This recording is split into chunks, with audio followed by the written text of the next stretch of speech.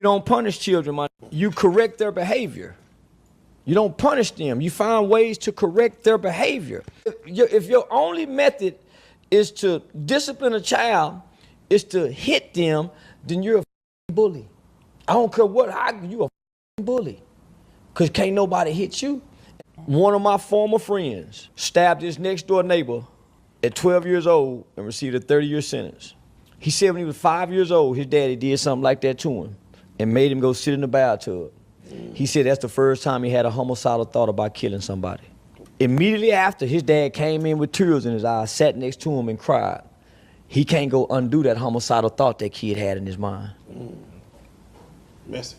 So when this kid committed a murder at 12 years old, he did the same thing to his victim that his dad would do to him.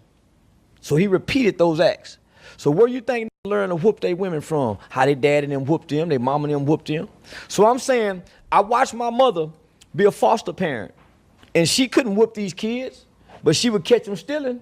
She would get the car, drive back to the store they stole from, make them walk in and say, I stole this. That shame and guilt will start working. You apologize for stealing this, and now you make them come work for free.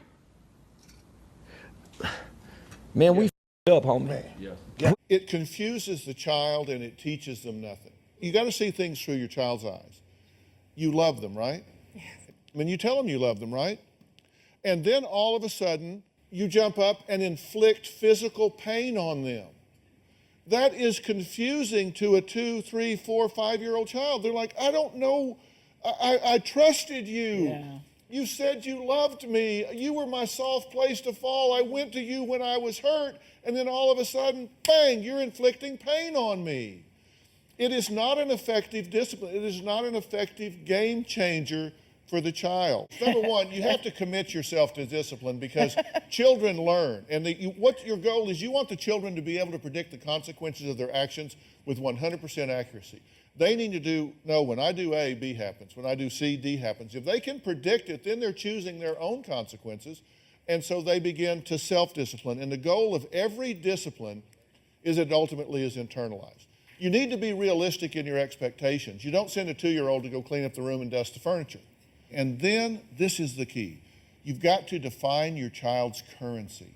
There is something they value.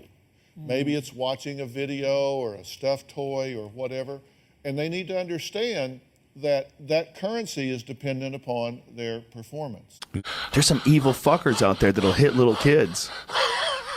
That's some dark shit, man.